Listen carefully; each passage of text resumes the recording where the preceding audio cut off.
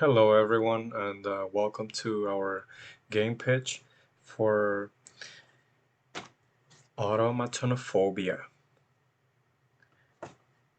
What is automatonophobia?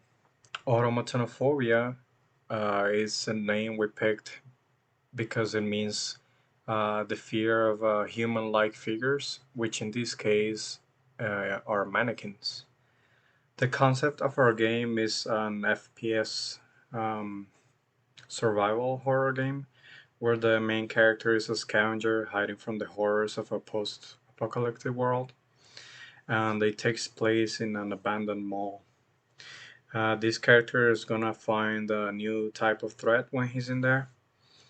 And as a team, what we were aiming to produce is an addictive, fun, and fearful environment because it is a horror game. For this reason, instead of using zombies, we decided to use mannequins to give the game a unique twist. Now, in terms of the core gameplay, the player will have a set of activities that they will undertake during the game experience, and they're indispensable to win the game. For instance, there are 10 meter shards, or a number of meter shards that the player will have to find in different rooms of the mall. And here are the meter shards. Um, in terms of genre, the game is a first person survival shooter, and the target audience are young adults or really anyone who enjoys thrills. The age for our target audience would be from around 15, 17 up.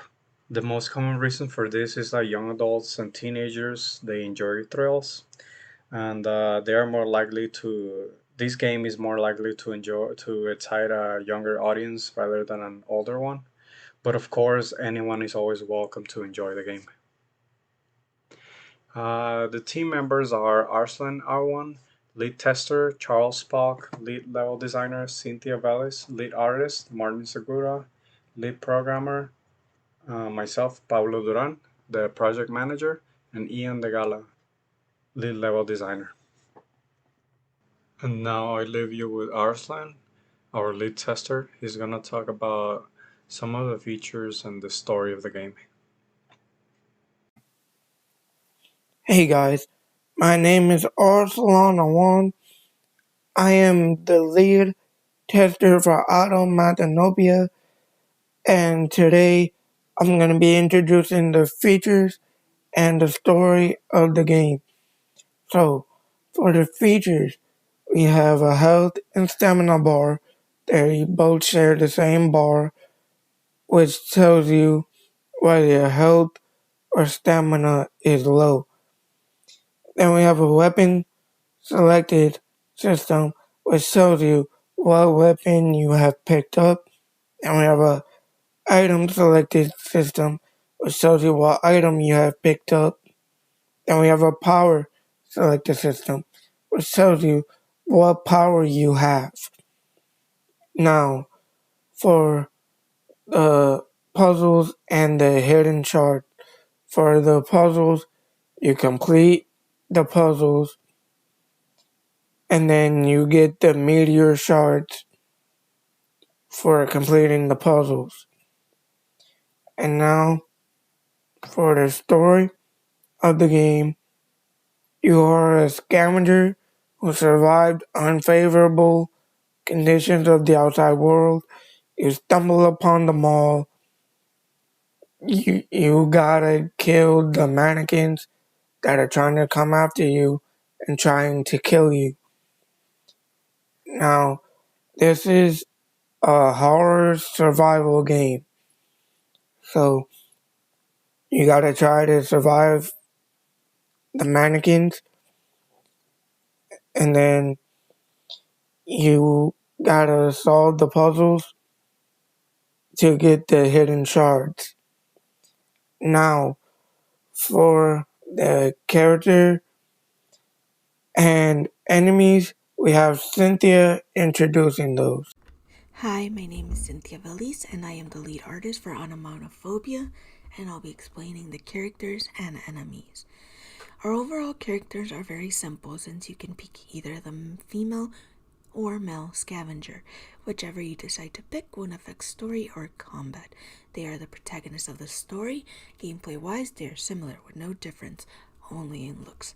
And another character would be Dr. Dread, who is the main enemy of the story. Now moving on to the enemies for our games, we chose our main enemies to be mannequins, which has 4 variations. Ambulator, they don't have limbs, and they crawl.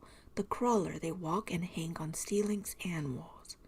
The sputter, who throws syringes at the player, which damages over time. The dropper, they ambush you in a specific points. They won't always be there.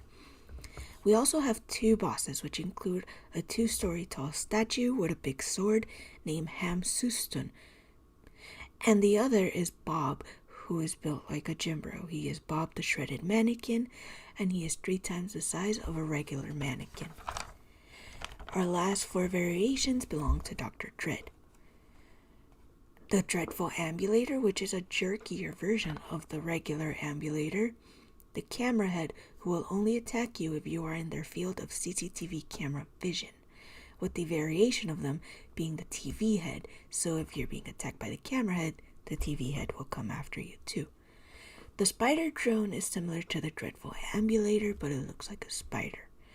And our final boss is Dr. Dread, the big bad of everything. And now I present Ian, who will speak about the environment and level layout. Alright, environment and level layout. Our video game will be taking place inside of a shopping mall in a post-apocalyptic world. Here we have the concept map that we are still working on. First we have the parking lot in the bottom left corner where the character spawns in. The parking lot will feature vehicles and parking spots, trash cans, and those grass islands. And the parking lot will be surrounded by a very dense looking forest. If the player gets curious and tries to adventure through the forest, the player's screen will fade to black and the player will respawn in the parking lot and forcing the player to progress forward into the mall. If that gets difficult, we'll just block the parking lot. The mall will feature different stores, apparel stores, drug stores, toy stores, etc., each having their own unique puzzles, and to make it feel like a shopping mall.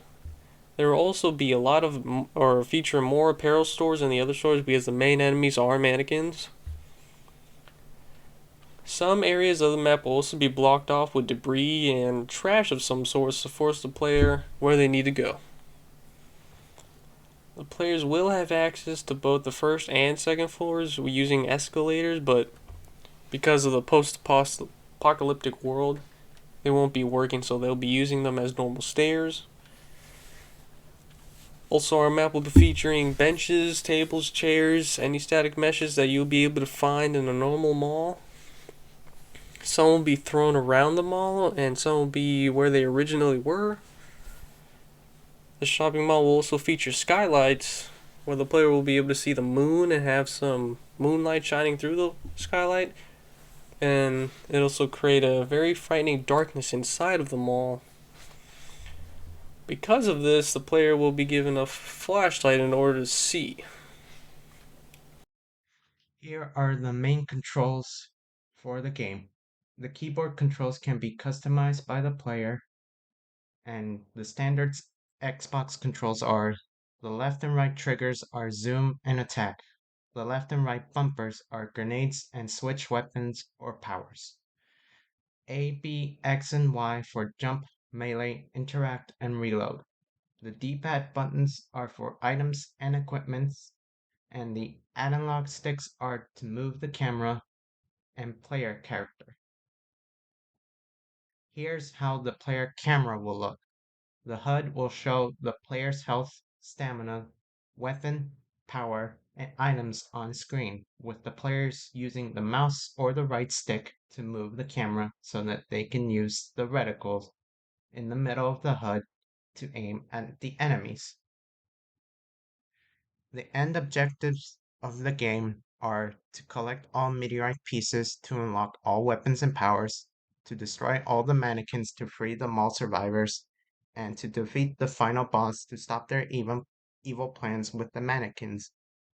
The player finishes the game by completing those objectives to escape the mall by exiting from the parking garage. So, for our game, we've got a number of different weapons planned out currently. First of all, with some lovely art from actually our project manager on this one, is the bat. I feel like you should already be fairly familiar with what a bat does. You hit things really hard with it. You, of course, want a ranged weapon in this sort of game.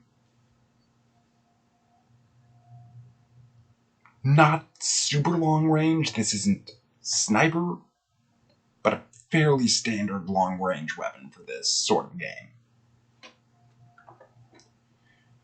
A more powerful but less aimed one.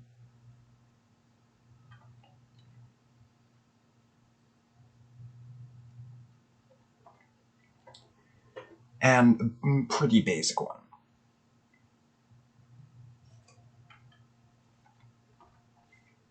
We do have a couple of other weapons in the work that may or may not get it into the final game. We do want to have sort of upgrades for these. We want to have your fists available because if you don't have a bat, you can still hit things. It wouldn't really make sense for you to be completely helpless before you get it, and wouldn't be much fun either. Molotov cocktails or some sort of grenades. And one thing that is going to be in the game is at least one bonus weapon. I'll leave it at that. Our current plan revolves around a primary-secondary melee system. You can choose which weapon is a primary and which weapon is secondary, but both of those have to be non-melee. You're only allowed one melee at a time. Currently. That might change, but it's not likely. And here's our project timeline. It's pretty simple. We haven't made any deviations from the plan. And yeah, that's about it. Have a good day. So now comes the big question. How are we gonna pay for all this? Well, including pre-production, the game is expected to take around 6 months to a year to complete. And we're a team of 6 developers. So if we take into account the type of game it is, the costs associated with it for a team of 6 would be new equipment such as computers that can handle the amount of work and the graphics and with good processors, memory. Then it would be different softwares such as Maya or Adobe. We would need an office space because as of now, we don't have a space where we all could gather, and different other expenses such as food and the possibility of adding voice acting, like professional voice acting. And we would like to extend the game to different platforms, so that would be platform optimization. Um, the overall cost would be higher due to all the extra work and optimization that it requires to bring it to different platforms. Um, Due to all these different items, we would ask for a contribution of around $27,779. Um, and if there are any adjustments that need to be made to the budget, we will gladly discuss as a team. And I hope you all enjoyed the presentation. This is Automatonophobia. Thank you.